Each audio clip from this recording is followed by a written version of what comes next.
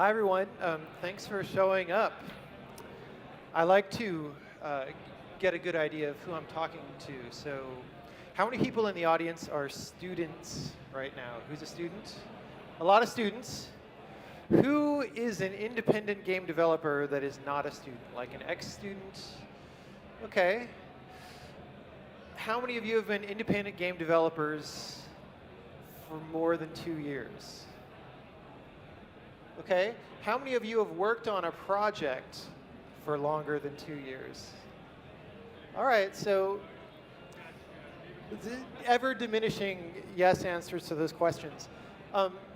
Anyway, so the subject of my talk today is about how to do deep work in game development and what that means. I'll define. And how to survive a long project. It sort of sounds like two different topics, but as I was writing this talk, I found them kind of inextricable. You know, when you try to do deep work, you get ambitious, your project gets long, and then you run into all these problems that we'll talk about. This is going to be a pretty weird talk. And the reason is because I sat down and said, okay, what's the best advice that I can give people about how to do well at developing games? That's really advice that they're not going to hear somewhere else. You know, you can go and hear advice about here's how to program well, or here's how to get started programming, or here's how to get started modeling and texturing. However, it is, I sit down and think about it, and I realize that while all those foundational skills are pretty important, they're actually a relatively small percentage of what the skills are that I find to be necessary to succeed from day to day in ambitious projects. So I tried to focus on what are some of these skills that you don't necessarily hear about or think about, and what are they like? So the disclaimer is that everything that I'm going to say here is about my personal way of development. I'm not saying this is the only way to do things. I'm not saying you should do things this way. I'm just here to say what works for me, because sometimes people come up and they ask, how do I do the kind of thing that you do? And I often don't know how to answer that question, and this is sort of the first attempt to really answer that question. So let me talk about what deep work is, right? What does that mean? And I'm going to define it sort of by the characteristics that deep work might have. Not all deep work has all of these characteristics. They're just ways of dancing around the subject to tell you what we're talking about. I think the primary characteristic is that deep work changes you. Now, whenever I say work or anything like that, I primarily think of myself as a designer these days, so I might say design once in a while and whatever because I'm thinking of myself. But what I'm talking about really applies to all subjects. It applies to programming, it applies to modeling and texturing, production, business management, all these things, right? So if you do deep work in any of these areas, you are a different person at the end than you were at the beginning, and you're better at what you do in a substantial way, not just an incremental way, but a way that is different in character. So an example, this is a game I made called Braid, and when I was making this game, I learned a lot about puzzle design. I learned a lot about how puzzles can communicate and how a good puzzle is very clear about what it's about, right? And it doesn't have obfuscating elements. And I learned about how you can turn a really strong puzzle into a weak puzzle just by some small rearrangements and a few obfuscating elements, right? And that the things that work best and strongest are often the most beautiful. So that was a really strong learning experience, and it's something that I take with me now after this game into everything that I design forevermore, right? It's changed who I am as a game design practitioner. So now I'm working on this game called The Witness, and I've taken this idea about puzzles in Braid and I've launched on another exploration. It's like, well, what happens if instead of trying to communicate little tiny one-off ideas, I try to build longer streams of nonverbal communication? How rich and complex of ideas can I communicate to the player non-verbally, right? That's a thing that I explored and have learned from the witness, and now in every game that I go on after this, I will take that with me. So another characteristic, though, aside from the fact that it changes you, is that when you start out, you don't know where you're going, right? When I started out making Braid, I didn't know that I was going to try and make these little jewel-like puzzles that communicated clearly in a minimalistic way. I found my way there somehow, right? But I didn't know what it was, right? The way that I found my way there was with some guiding compass. I had some idea of what I think is interesting or beautiful or just that I would like to see, something that feels good about games to me, and I just followed that until I got to the good ideas, right? This guiding compass has to be something internal. It has to be something that you are interested in, right? A good guiding compass for doing deep work is not something like, what do I think is going to appeal to women ages 30 to 45, right? That's a terrible guiding compass unless you're trying to build an industrial product, which is not really what I'm talking about today. When you do a lot of deep work, it makes you into a unique specialist because, as I've said, you're following your guiding interest, you're setting out for a destination unknown. When you get there, you'll be somewhere that probably very few people have gone. You'll understand something very intimately that probably very few people in the world understand.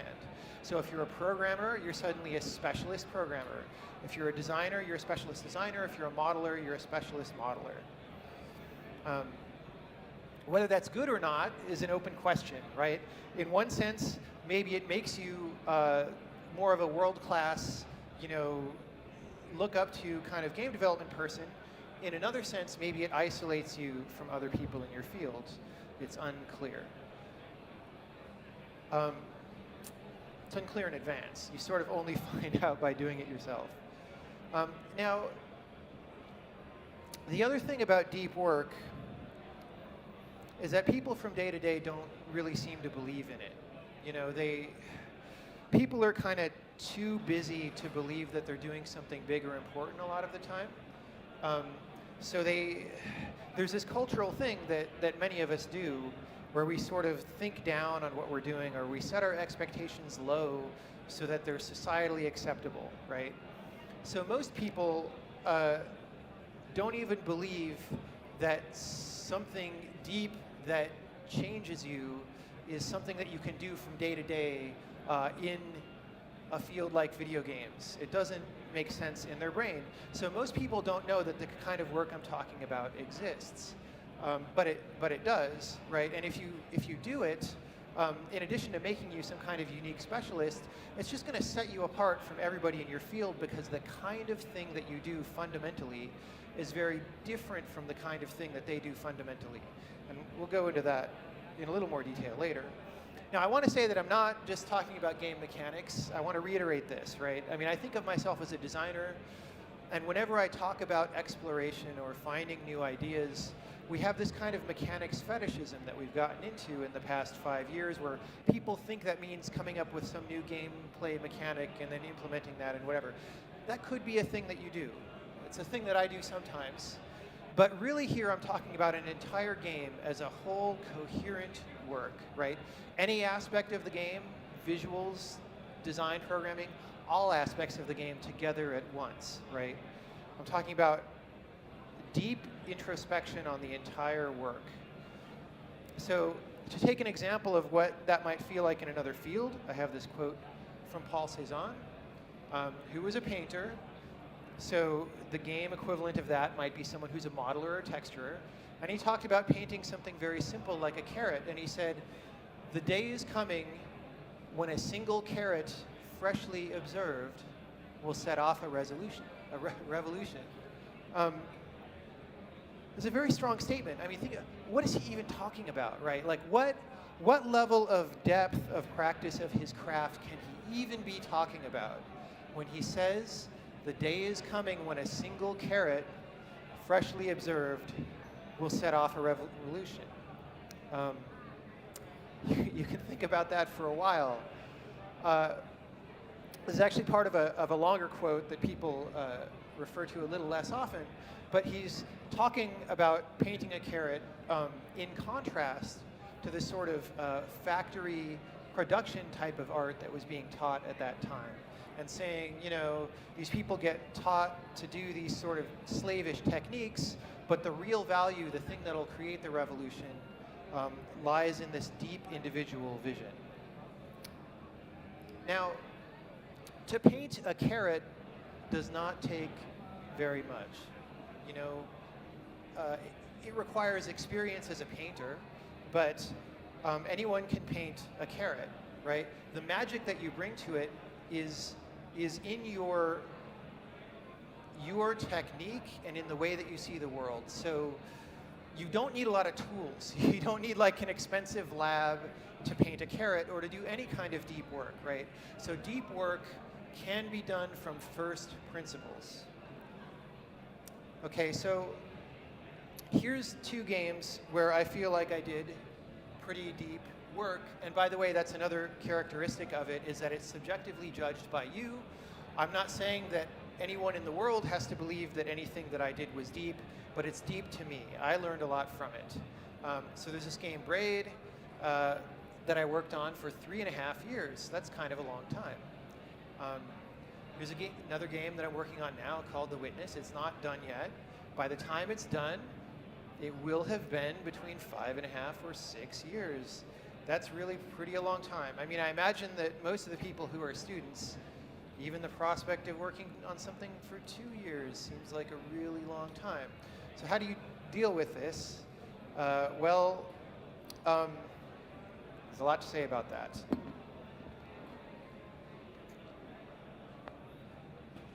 I will say that these developments were long, not for any terrible reason. Like there was never any kind of disaster that happened, like you hear in games sometimes, like, oh, we started building the game and things went wrong and we had to destroy it and fire half the team and rebuild. None of that happened. Like, both of these were successful developments that were productive the entire time. It's just that 3.5 years or 5.5 years is how long it actually took to explore the subject matter at hand and then to present it to the player in a way that does justice to the material. And that's a lot of work. So, you know, deep projects turn into long projects. However, I don't want to sit here and evangelize long projects to you. I don't want to sit here and say you should take 3 to 5 years on a project, because there's big downsides to that, right? If the reason you're making a game is to get it out there in the world and so other people can, you know, benefit from the experience of playing your game, then it makes sense that the more games you can make in your limited career, the more good stuff you bring to the world. So then obviously the shorter your development cycle, the better.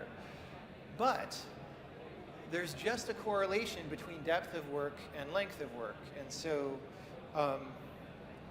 there's some kind of balance to be struck, right?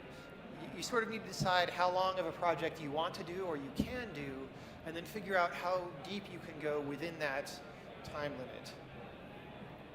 So those games that I showed were not actually my first game. My first professional game was this thing. This also was a 3.5-year development, starting in 1996. It was a multiplayer 3D first-person action strategy war game over like 9,600 baud modems. It was very, very ambitious. It was very technically sophisticated. The design was kind of crazy and did things that a lot of games hadn't done. So it was very avant-garde. It was very forward-thinking, but I wouldn't characterize it as deep, right? And it's hard to say why, even now. And all I can really think is that maybe at this point of my career, I just wasn't ready to do something deep yet. I wasn't really ready to do a high-quality exploration, right? But even though I wouldn't characterize this as deep, it was very, very good as a way of training myself to get good at video games. So you don't always have to be deep to make progress. Like maybe sometimes You need to work hard to make progress to get to a place where then you can then start doing this kind of like self-redefining work that I'm talking about. So now how do you do it? Like practically speaking, if you want to do something deep that changes you, that you learn tremendously from, you're going to need a lot of really good ideas, because games are big and they're complicated and there's a lot of ideas in games. And if most of your ideas are relatively pedestrian, if most of the ideas are the kinds of ideas that everybody else has, you're not going to do something very deep, right? You're going to make a game that looks a lot like everybody else's game. So the question is, from day to day, how do you get these ideas that you then turn into a game? And this is where the advice starts getting weird. Because honestly, for me, what I do sometimes when I want to have good ideas is I go take a shower, right? Or I just wake up in the morning and there's a new idea in my head, right? Or, you know, I'm walking back to the office after having lunch and I haven't been thinking about things for a while and I have a new idea and I think it's brilliant and I'm like, oh, I really want to follow that up. So how does that happen, right? And how do you make that happen? How do you facilitate this kind of idea having, right? This is not a new observation that this is the way that deep creativity happens, right? It's been known for thousands of years. The Greeks had this concept that there were muses, who were a range of goddesses who would go and plant ideas into the minds of poets and musicians. And if you were lucky and the muses smiled upon you, you would be able to create something good. And if you weren't, then you might be sort of destitute that day or that week or that month. These days, we don't tend to think of creativity quite this way. I don't think the ancient Greeks had postulated a muse of game design, so they didn't give us much of a head start. We tend to think of this kind of creativity in other ways, but that bears similarities to this model. And sort of the things that I want to point out are that these ideas, these very strong, very creative ideas, for all intents and purposes, feel like they come from outside. In other words, the concept of the muse is operationally real. Like from day to day, you might as well behave as though these creative ideas are out there in the universe somewhere and they're not inside you yet, and you attempt to make yourself ready to receive those ideas. Because whatever your model is, you know, maybe your model is, well, these creative ideas come from deep in my subconscious mind and I don't know it, but it's grinding on these ideas when I'm sleeping, and then I'll wake up and they'll pop out. And that's true, but functionally it's still the same. This idea is somewhere that you're not conscious of, and then it pops into your consciousness, and it's not even necessarily related to anything that you were thinking about. So let me talk about some other perspectives on this kind of thing that are more contemporary. This is Y Combinator founder Paul Graham, and he has an essay called The Top Idea in Your Mind from 2010, where he says, it's hard to do a really good job on anything you don't think about in the shower. Everyone who's worked on difficult problems is probably familiar with the phenomenon of working hard to figure something out, failing, and then suddenly seeing the answer a bit later while doing something else. There's a kind of thinking that you do without trying to. I'm increasingly convinced that this type of thinking is not merely helpful in solving hard problems, but necessary. And Paul's job as the head of Y Combinator is to help put startups together and tutor them and get them launched successfully. So this covers all ranges of discipline. Like when he talks about solving problems, he's talking about programming, product design, high concept ideas, like getting funded, right? All these things. He's explaining it in terms of a model that's more about thought, and that this generation of these ideas is a certain kind of thinking, but it still has the same properties, right? You're doing it without trying to, you're not aware of the creative idea, and then it shows up magically. David Lynch has another way of talking about this same kind of thing, right? He's a relatively famous film director. Hopefully you know who he is. And he has a book called Catching the Big Fish, in which he talks about meditation and its relation to his creativity. And he says, ideas are like fish. If you want to catch little fish, you can stay in the shallow water. But if you want to catch the big fish, you've got to go down deeper. Down deep, the fish are more powerful and more pure. They're huge and abstract, and they're very beautiful. So again, he's explaining it in a different way. He's got a different model, but again, the ideas are out there somewhere, and you can't see them until you catch the fish, and then you've got one. So how do you do that, right? How do you encourage these fish to show up, or the muse to speak to you, or this kind of strange thought that you're not in control of, right? If you're not in control, what can you do? And the general piece of advice, which I'll make more specific, is you want to do things that put your mind into a relaxed mode that is ready to receive these ideas.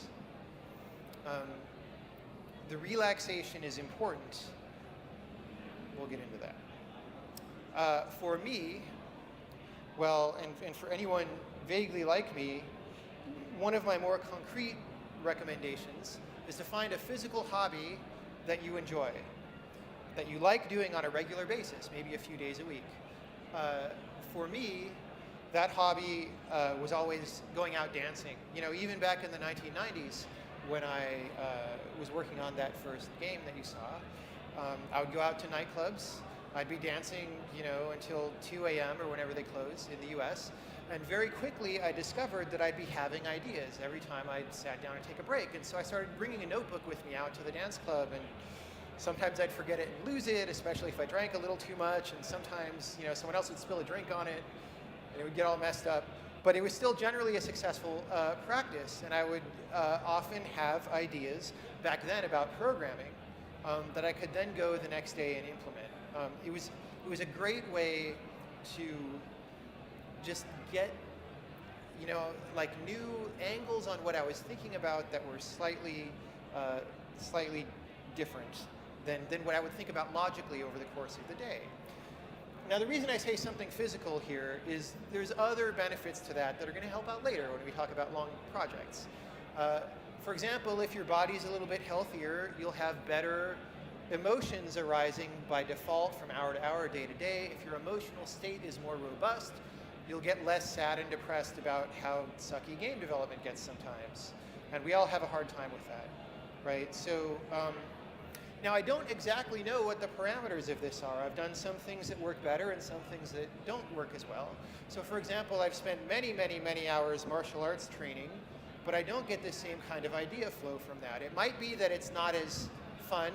It might be that it doesn't relax me as much, or it might just be that I'm using my mind in a different way there, like I'm explicitly trying to learn and get better at things all the time, and so maybe that doesn't free up that part of my mind to relax and sit back. I don't know exactly, but I've just found that some things work better and some things work not as well. Now, I did an experiment, actually, because if I was going to come up on stage and tell a bunch of people, no, really, this is how you get good ideas to make games with, then I should be able to do it on demand. So, you know, last Thursday, I was in San Francisco, and I was working in a cafe, and I had been sitting there for 4 or 5 hours, drafting out the outline for what I was going to talk about today, and I had, you know, the outline of a speech, but I wasn't totally satisfied with it. I didn't feel like it had enough stuff in it, and so I said, well, it's getting late, I'm going to go out dancing, but let me do this explicitly as a technique, right? Let me do this idea generation as a technique. So I took a couple of napkins, I stuffed them in my pocket because I didn't have a good notebook, I drove to Berkeley, I went dancing, was having a great time. I sat down to take a break, had forgotten that I had these napkins in my pocket, forgotten that I decided to explicitly do this, but as soon as I sat down, it was like, boom, idea, boom, another idea, right? So I started writing them down, and then I took a break, or I went back dancing, took another break later, started writing some more down. And so this is just a little cell phone screenshot of all the ideas that came to me that one night of dancing. It's quite substantial. It was everything else that I needed for this speech. So like I said, I think there's something about enjoyment that makes this happen, because when you're enjoying yourself, when you're satisfied with what you're doing in the current moment, you're not like reaching out in the world to seek other things, like, oh, if I were talking to that person, I'd be happier right now, right? Or if I had a delicious sandwich, I would be happier right now. You're not having that kind of thought when you're doing something that you're enjoying. And so in the aftermath of that enjoyment, you're still satisfied, and your mind can relax and sit back into this restive mode where these kinds of ideas come. Now, the other thing that I've learned is that if I try to control this too much, it doesn't work. So a couple of times I felt under pressure, like, oh, I'm really behind on working on this part of my game, and I need some really good ideas for that. So I'm going to go away for the weekend on like a quiet retreat center, and I'm going to just have a relaxing weekend and take care of myself, and I'm going to make a lot of these ideas happen on schedule, and when I get back, I'll be ready to do more work. And that doesn't really work. Like, something about demanding them to happen on time makes them not happen. And yet this experiment that I was just talking about worked because I wasn't really demanding it. I was just like, oh, this will be cool if this works. So you're not in control, right? I don't want to put forth the illusion that you're in control, but you can set up conditions that are favorable to this kind of idea reception. Other things you can do to help it happen. You know, sometimes if you're working on a very complicated game, it takes a long time to make things happen because games are pretty big. You know, if I want to program something, maybe I can't do that yet because I'm busy doing all these other things, and anyway, to add this part requires you know, all this other infrastructure that hasn't been built, so we can't do it for a couple months, right?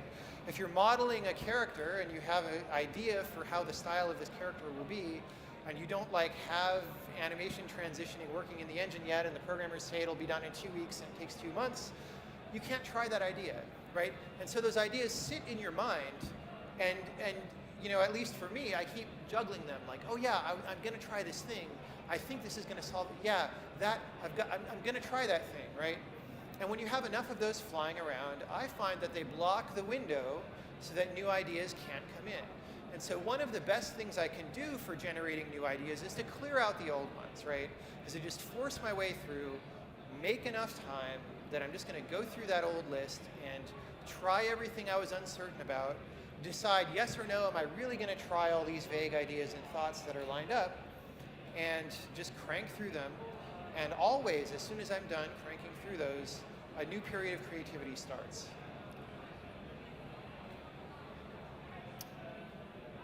So that's what you can do to help this.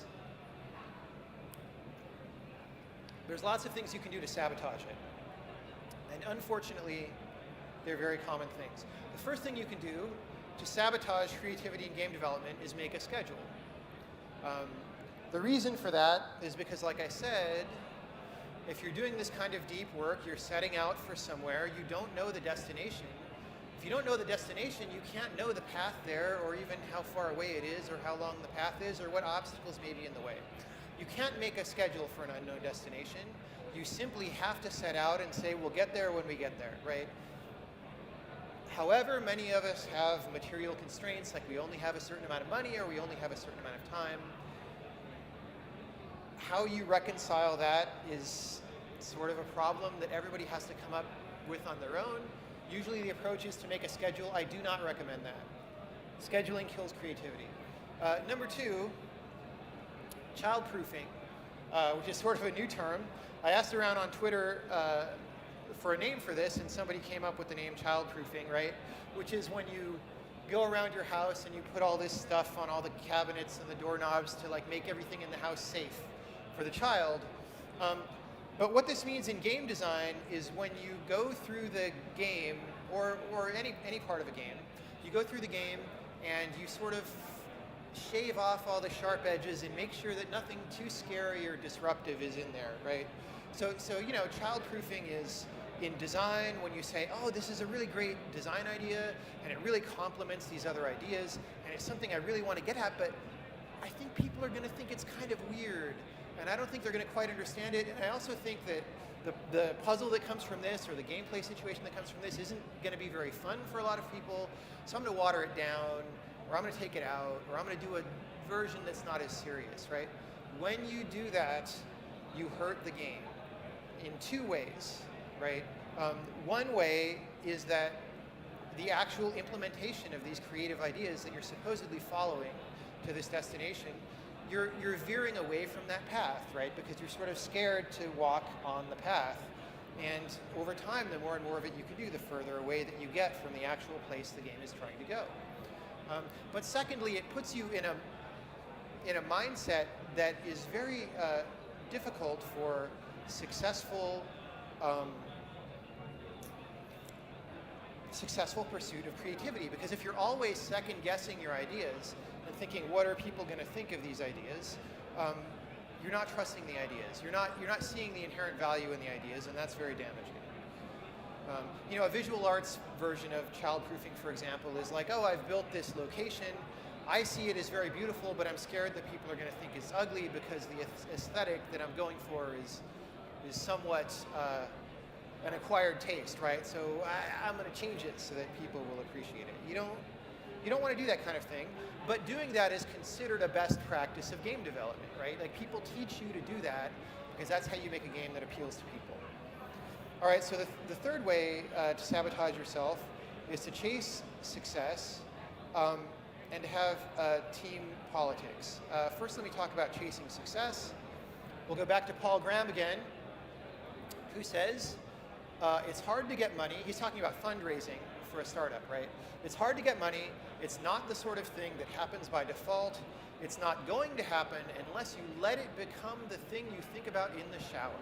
And then you'll make little progress on anything else you'd rather be working on. He's talking about the dangers of worrying about money. This is a guy whose job is to launch startups that get venture capital. And he's talking about how terrible and poisonous it is to worry about money, right? That should clue you in that it's a thing to be very careful with, right? So, in games, sometimes we try to raise money, but more often the worry is just, how successful is this going to be as a product, right? Are a lot of people going to buy it? Or maybe is it going to be critically acclaimed, right? What Metacritic is this game going to get? And when you start worrying about that too much, you're seeing your creative output in terms of, what are other people going to think of my thing? How are other people going to judge me for having done my thing this way? And that mindset takes you away from the actual creativity, right? It sort of puts you and the creativity at odds with each other, because you have to fight it a little bit. You have to make sure it conforms to this shape that you think will be successfully judged. And then the reason team politics is here is because that's the same thing on a smaller scale. What are other people on the team going to think if I do this thing this way, right? What thing can I do to make other people on the team like me? And whatever. Poisonous. Very poisonous. Stay away if you can. Anyway, the thing is that all these things are very common. Most game developers do them. So the way to sabotage potential for deep work is to do game development the way that most people do it, on a schedule, chasing success, because almost by definition, culturally, if you start a company, the assumption is you're trying to make the company profitable. And child-proofing, because that's, you're making a product for people, and so you want to make sure that they like it, right? And what I'm saying is, all those things are things that you don't want to do. You want to be aware of your audience, but you don't want to compromise what you're building for some vision in your head of what the audience is that's actually not even a real thing anyway. All right, fourth way to sabotage is distractions. This is one that I have problems with all the time, actually.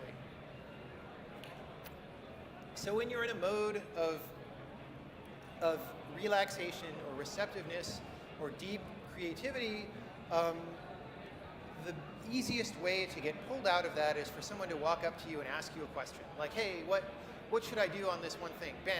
Whatever train of thought you were in is gone.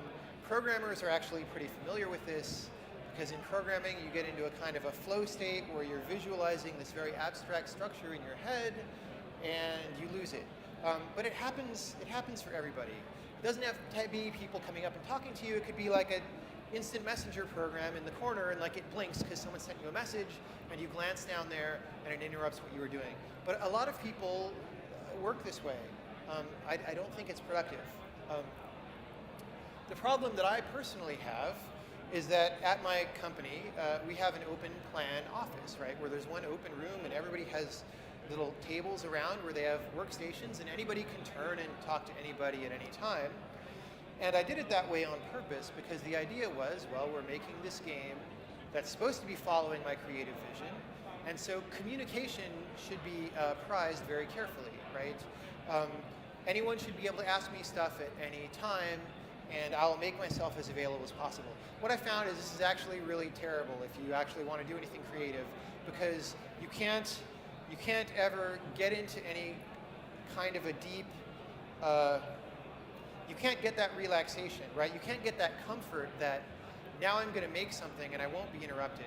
Because what I found is that even the threat that I know that somebody is probably going to turn around and ask me something, because this happened every day for the past 2 weeks, right? Even that threat will prevent me from getting the relaxation that I need, even if it doesn't actually end up happening, even if nobody interrupts me. So whenever I need to do something particularly engaging in our open plan office, I either go sneak off into a separate room or actually go work at a cafe that day. You know, there's a cafe where I feel very comfortable.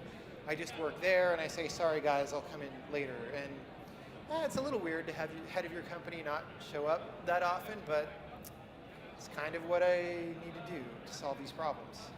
All right, so that's the deep work part. Let's talk about how this dovetails with long projects.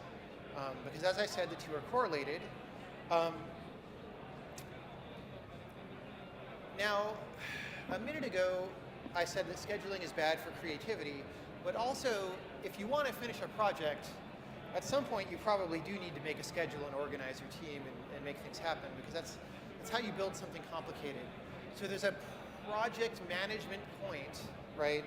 In order to prevent your project from being too long, you do introduce a schedule at some point near the end, when all the creative decisions have been made and you're down to execution. There's really no such thing as all the creative decisions have been made, but most of them, all the hard problems are solved. You're down to execution. That's when the schedule comes in, right? So there's a time that you shift gears in order to crank and finish.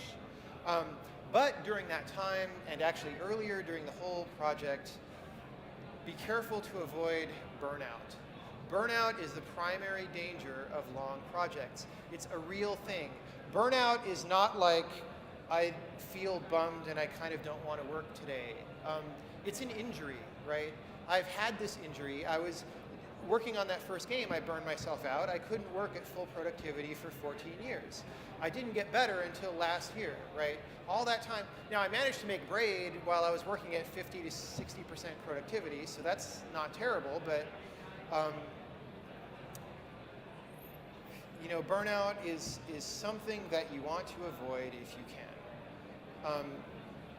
So let's talk about what burnout is, right? Burnout is, I'm sort of doing this in the wrong order. So I'll skip instead and say my strategy for dealing with burnout is to manage the human animal that is inside me, right? We're all human beings. Human beings evolved to have certain strategies that increase survival value in some environment 100,000 years ago, right? That is not necessarily very much like our environment today. But a lot of those needs still translate today, and they sound like, right, I want physical comfort is something your human animal says, right? I don't feel very comfortable right now. I want to feel more comfortable. I want external validation, right? I want other people to think that I'm smart or think that I'm cool. Or it might say, you know, I'm not getting enough physical or emotional connection right now. I need more of that. How do I get that, right? There's something in us that when it isn't getting these things, it has this very animal level reaction. Like my needs are not being satisfied, And so I feel very bad about that, right? And managing that is important, right? And burnout is what happens when you don't manage that, right? So burnout is a discordancy between the rational mind and the intuitive mind, right? Your rational mind says, working on this project is a really interesting idea. It's got all this cool stuff about it. I want to sit down and do this thing. And the intuitive part of your mind, which is very much closer connected to your body, says, dude, what are you talking about? You just spent a year working on a project that was a total disaster, and you didn't get any external validation for it, and you didn't get any physical or emotional comfort for it. You were lonely the whole time because you were in front of a computer. I'm not going to let you do that again. That was a terrible idea. But that part of you can't verbalize, right? So it just comes out as feelings. So your rational mind says, oh, I'm going to sit down and work today, and then instead of working, your hand magically goes to the web browser, and you spend like 2 hours reading some crappy web page that you don't even want to read, right? That's what burnout is. Now, even if you don't have it seriously, it's something that's going to build, because human beings did not evolve in this environment of working in front of a computer all the time, especially for years. And so there's some part of you that never can understand why that's a good idea. As much as your rational mind can say it's a good idea, oh, look at all these things that I did successfully, right? Or these things that other people did successfully that I can do just as well as them. You can make all these stories up, but part of you will never understand that, right?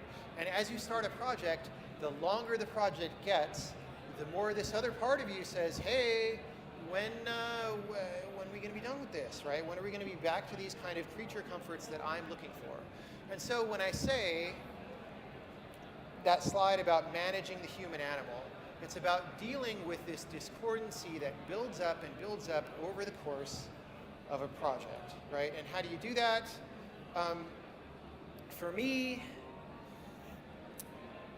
I don't know. Is simple, stupid things like sometimes like I'll just go and buy some nice new clothes that I think look nice on me, right? It's not that intellectually I think that matters at all, right? Like, oh, it's some clothes, I guess that's fun to wear, it's not very important. But some part of me responds to that, right? Some part of me says, oh yeah, you're taking care of these kinds of needs, right? Part of it is just going out and spending time with friends, even though I ostensibly don't really enjoy that much, right? Because part of you says like, okay, hey, you're being social, that's not that terrible. Right?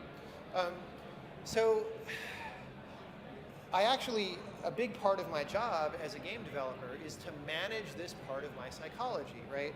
This is not something that I've ever heard anyone else talk about, but it is super important. You can't really get through a long project productively without doing this, right? You'll burn out at some point in the middle, unless you have superhuman abilities, which is sort of the next subject. Not really, but So the previous strategy I was talking about was, comforting your human animal. The other thing you can do is get a little more distance from it, right? I have found meditation practices to be a very, very good way to do this. There's a lot of different kinds of meditation out there in the world.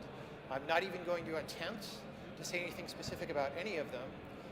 But I will say that I'm in year 5 of working on this game, The Witness, and if I did not meditate on a semi-regular basis, I don't think that I would be handling it very well, right? I think that I would have gone crazy. So this is a very useful technique, and what it does is it reduces the loudness of those kind of human-animal problems. If you've got some complaint like, oh, I feel lonely because I'm sitting in front of a computer right now, or nobody's going to appreciate this thing that I'm doing, right?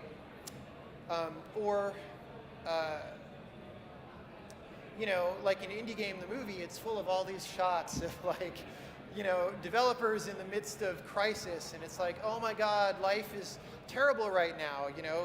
This game sucks and it's never going to be done and nobody's going to like it, right? That's a whole story that your mind is telling you. And what meditation lets you do is get some distance and perspective on that story. And what inevitably happens when you have distance and perspective on that story, is you stop, you observe your situation from first principles, not what the story is telling you, but you look at, hey, what's really going on right now, today, this second, right now? Is this really terrible? Does this really suck? Is this game really bad? The answer is inevitably no, it's not. Things are fine. Things are always fine, right?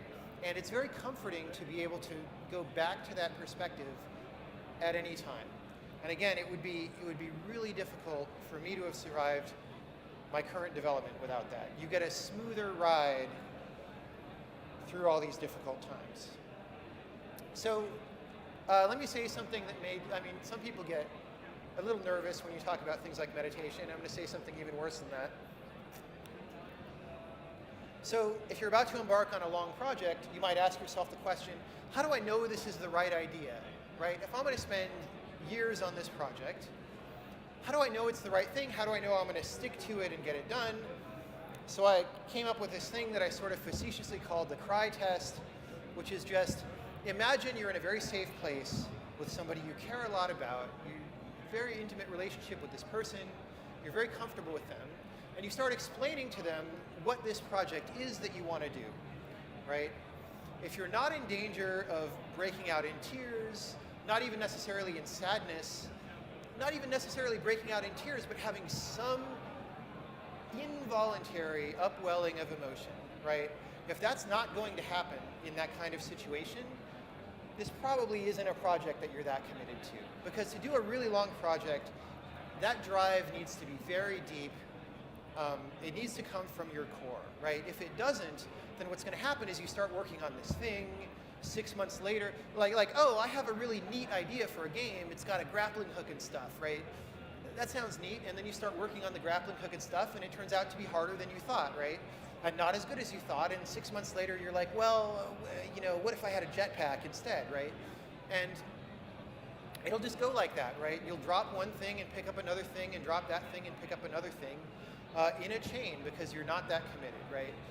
To succeed in a long and difficult project, there has to be love in the idea. And I don't, in English we toss around the word love all the time, like we'll say like, I love pizza or something, but I don't mean that, right? I don't mean I love this idea as in, oh, it's such a great idea. I mean, I love this idea in the way that if I don't do it, I'm going to feel like I'm not doing the purpose of my life, right? It has to be that strong. So the problem is that most people don't know how to find something that strong in game development. You certainly don't get taught that in school, so at least not any school I've ever seen. So I just encourage some deep introspection. Just ask yourself what you really care about, really, because usually that answer will be very different from, usually if you ask yourself, what do I care about, you'll come up with some answer. And then if you ask yourself, really? Is that really what I care about?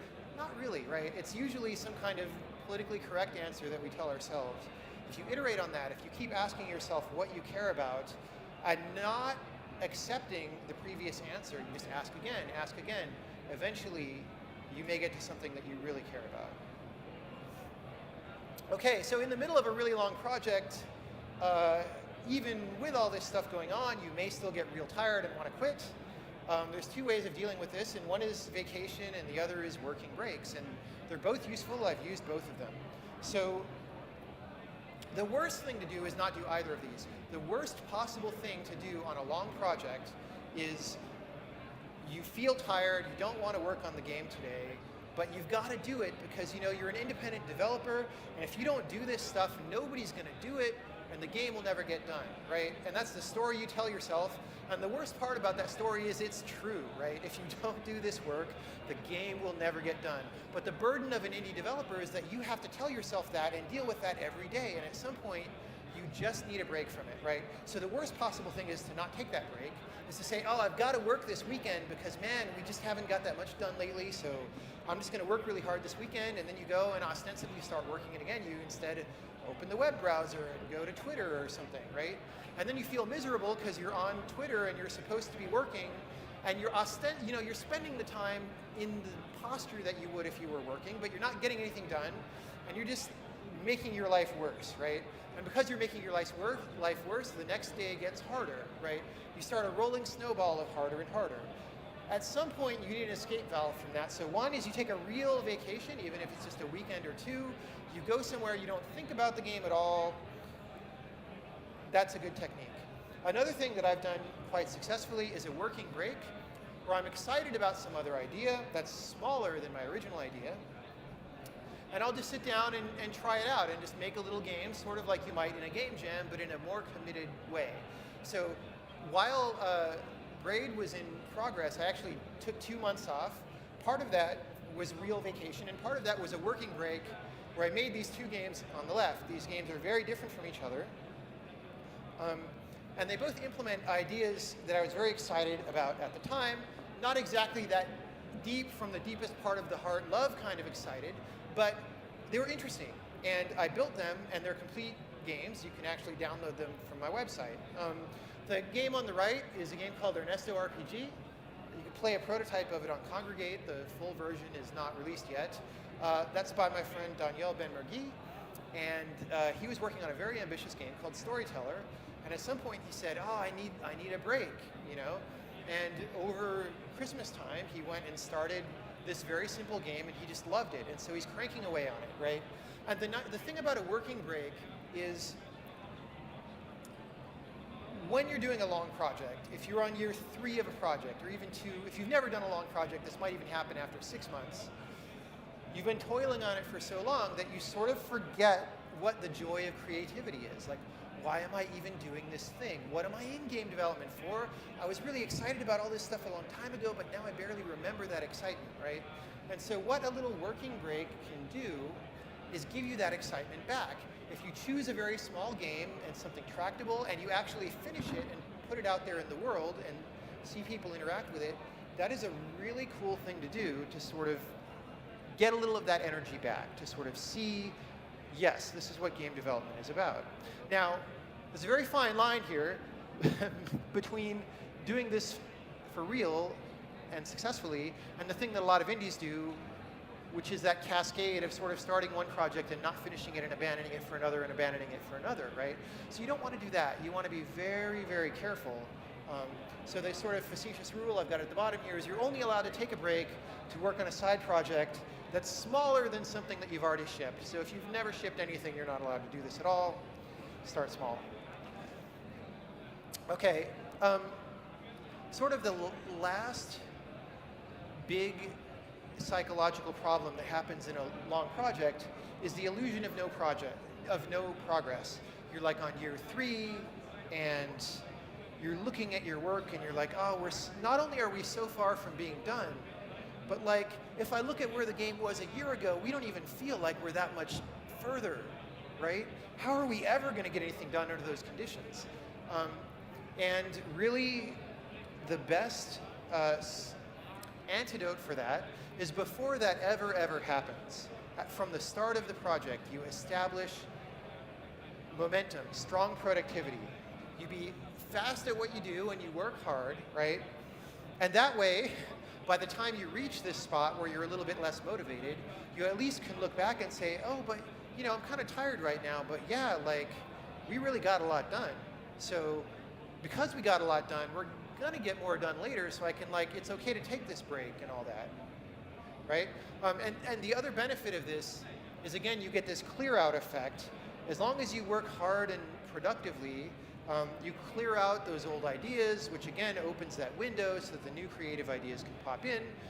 So really, be good at what you do is sort of my advice here, right? It's worth a lot to be good at what you do. Now again, there's a cultural weirdness here, because a lot of the time, people don't aim high with their skills. And I never understood this. Like in programming culture, you get the opposite sometimes, where everybody thinks they're the best programmer in the world, which is annoying and stupid in some ways, but there's ways in which that's actually a very healthy attitude, because it gets you to work hard and be good at what you do and always strive to be better, right? And that's very valuable. Like, if you're going to do a long project, the better you are, the better it'll be, the better your quality of life during the project will be. And there's something cultural where a lot of people don't think they're allowed to presume that they'll be able to be one of the best in the world at what they do. Like, oh, I'll never be one of the best programmers in the world, or it's ridiculous to think I would be one of the best 3D modelers in the world. Well, it's actually not true. The average, if you go out and, I'm trying to figure out how to say this without saying something mean, but I'll just cut it short and say the average is not that good, so it's pretty easy to be better than average, whether it's better than average programmer or better than average modeler or whatever, right? And because it's not hard to be better than average, it's not that hard to be better than average, and it's not that hard to be better than average. Like, each step is only incremental, right?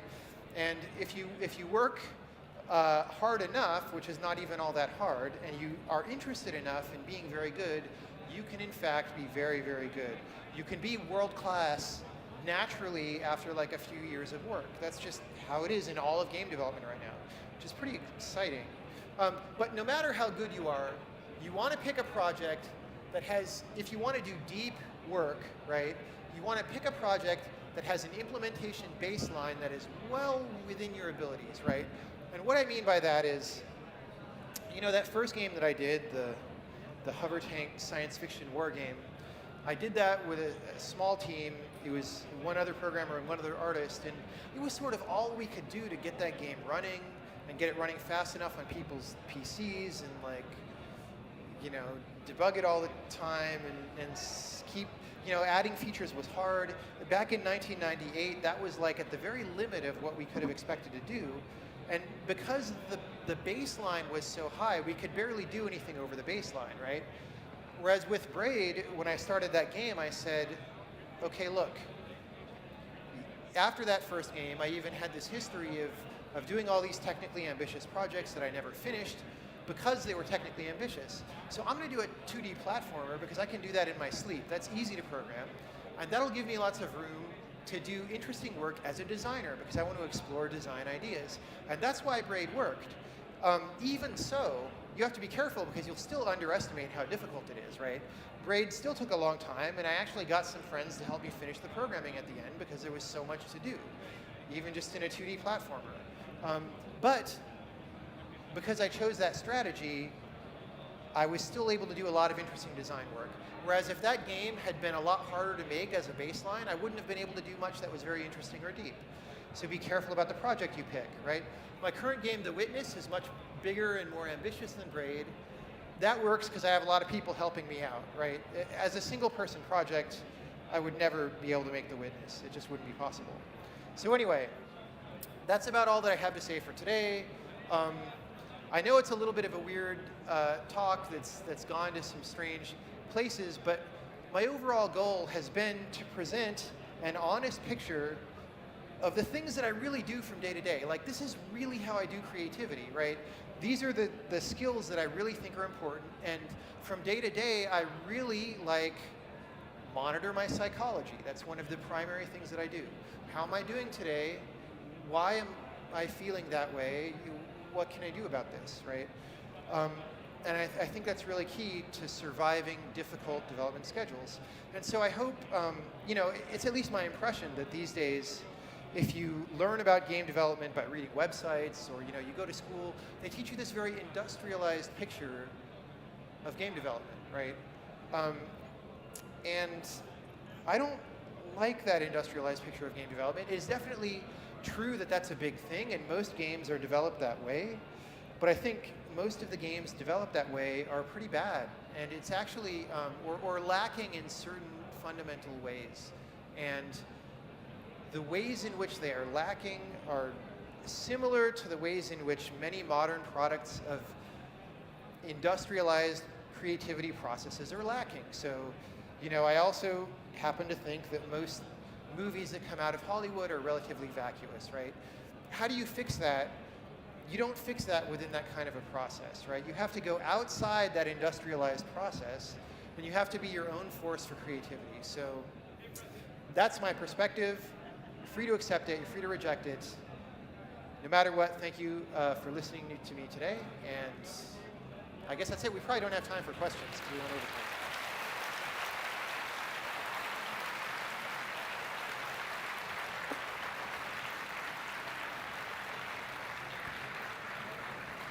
I think we can do a question, right? If you're up for it. Sure. Yeah, Okay. if we have time. That's the first hand. Hi. Hey. All right. Might be a bit loud. All right. That's good, right? It's fine. Yeah. All right.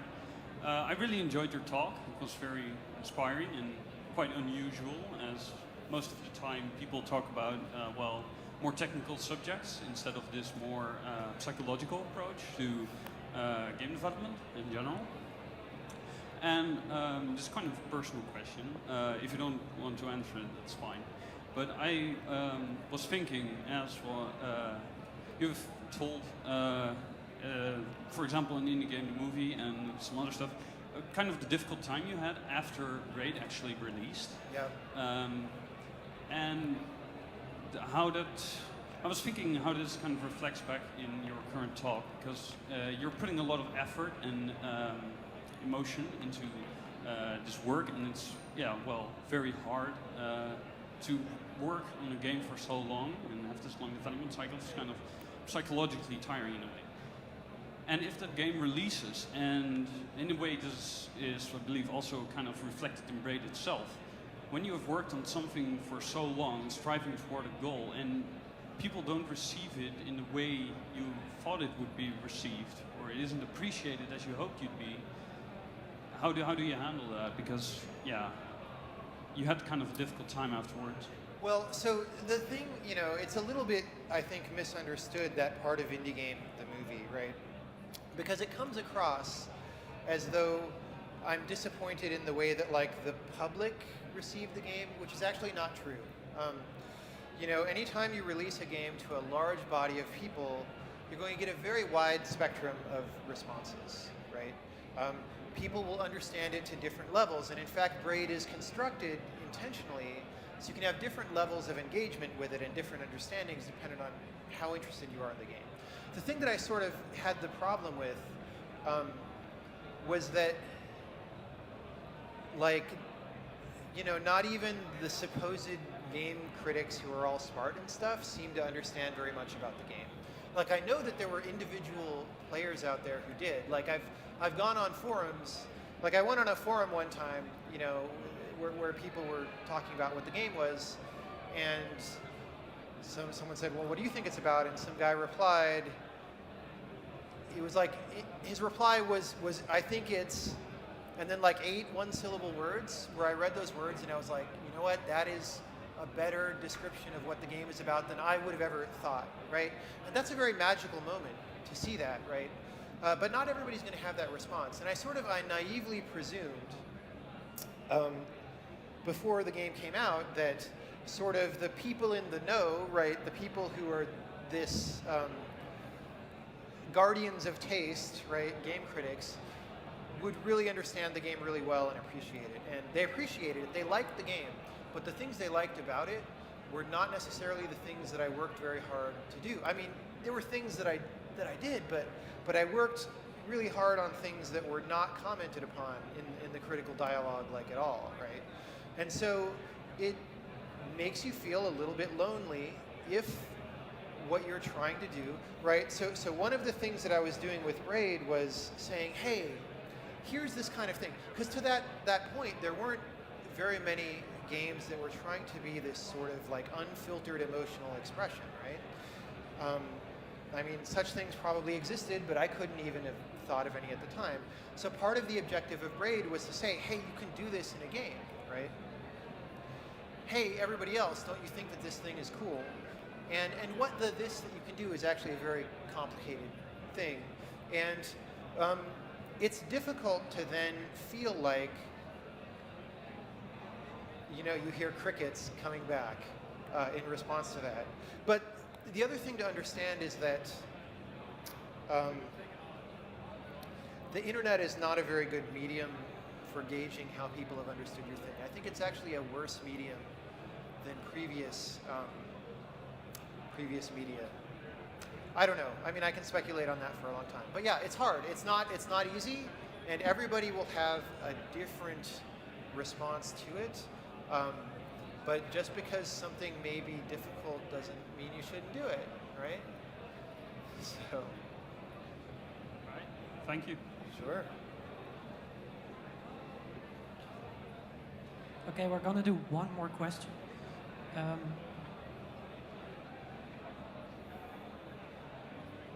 Jonathan. My name's Adam. Hey. My question is about, so you talked about the psychological management that goes into your everyday life and how you're creating these games. And I was wondering if you ever thought about making a game about that process. I couldn't quite hear that, so I'll repeat the question in case anyone else couldn't hear it. I heard it, but so the question was, have I ever thought of making a game about this psychological management kind of thing? And the answer is not really. That's not how ideas go for me. Like, a lot of people try to make games that way. Like, I have this idea that I want to express, like, what it's like to show up at a new school and not know anybody there. To just pick some random thing, right? That's a totally plausible thing that somebody decides that they might want to make an art game about. What I find is when you do that, there's some very early examples that did that. So Rod Humble's game, The Marriage, is a game about being in a marriage, and it's something that I refer to a lot when talking about art games. But I find that at least when I specifically try to do something like that, I'm not that interested in the result. It's like, okay, I can make this thing symbolize this, and I can make this interaction symbolize this other thing, and at the end of that, it's just not something that is as compelling to me as this other kind of stuff that I do. So I don't do it, which is not to say that other people couldn't do an amazing job of it, right? But it doesn't seem to be my personal style, right?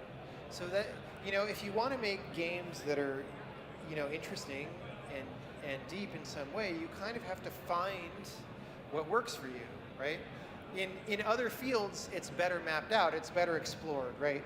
If you're a novelist, you can read books by a bunch of novelists in different styles, and there's been thousands of years of iteration on how to write stories, and so there's a lot of different things to choose from, and you might find something that really resonates with you and say, oh, I want to write stuff like that, you know?